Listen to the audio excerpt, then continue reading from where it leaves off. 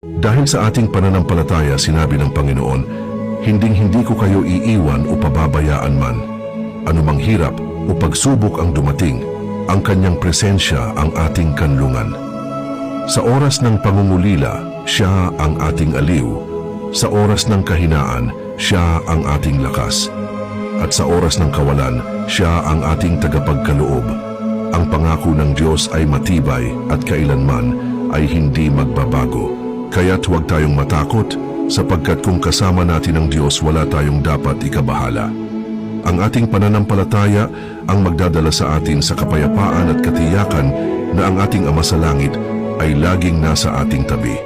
Kumapit ka sa kanyang mga pangako at mararanasan mo ang tunay na kaligtasan at biyaya na walang hanggan.